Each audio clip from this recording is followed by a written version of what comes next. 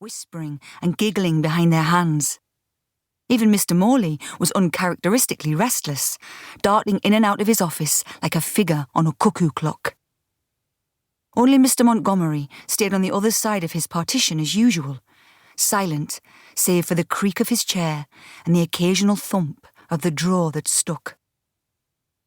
Mr. Morley had made the announcement 2 weeks before, stepping into the middle of the room and clearing his throat.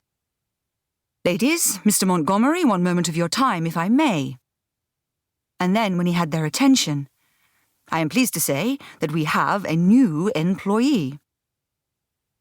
A little self-conscious cough. "As I've said before, stationery is a growing concern, a very lively market, and our first salesman will be starting with us next month." Caroline sat up a little straighter. Her hand went to her hair. Jessie, sitting opposite her, raised an eyebrow at this, then lowered her eyes and smiled to herself. Mr. Morley went on. "He will be travelling about the country a great deal, but he will also be coming into this office now and then." Miss Shepherd was brisk. "His name, Mr. Morley?" "His name is Ryan. Some of you will already know his wife. Mrs. Ryan works in our Sunbury office as a typist to Mr. Simpson, so you see, he is already something of a known commodity." Mr. Morley smiled at his little joke. "I'm sure you will all make him welcome." When Miss Shepherd had gone into Mr. Morley's office with her shorthand notebook and closed the door behind her, Caroline leaned forward. "How are you going to make Mr. Ryan welcome then, Jessie?" "Oh, Caroline!"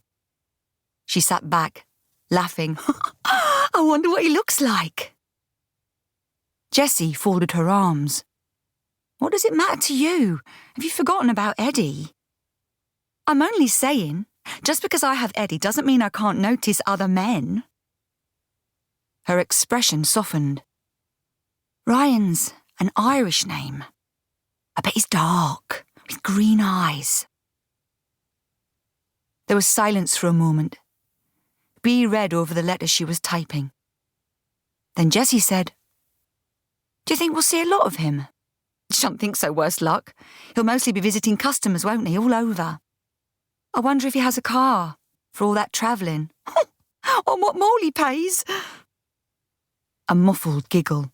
"Shh, they'll hear you."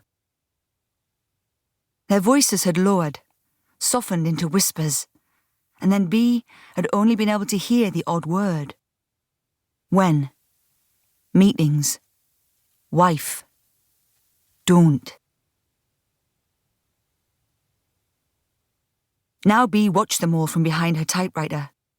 She watched Miss Shepherd straighten the files on her desk for the third time and glance at the clock again.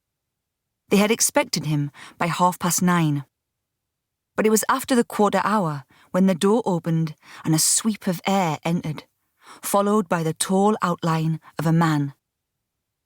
He smelled cold and faintly of tobacco, the smell like a window opening on the room's warm female fug.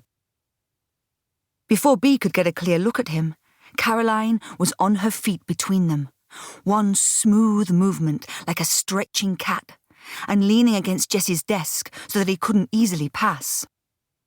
She extended her hand. "Caroline Norris, how do you do?" Bea saw the movement of his shoulder in the gap between the girls as he reached to shake Caroline's hand, and then Jessie's. He murmured something that she couldn't quite hear. Caroline said, "What's the weather like outside, Mr. Ryan?"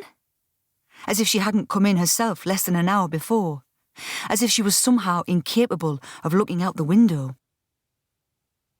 Bea shook her head and replaced her fingers on the keys. The effort this all seemed to take, the angling of the body, the slanted looks, the careful smiles. Mr. Montgomery emerged then, and the girls found suddenly that they were on their way to fetch a new ink ribbon from the stationery cupboard and to place a typed letter on Miss Shepherd's desk. As they moved out of the way, Bea saw him plainly for the first time. She saw dark eyes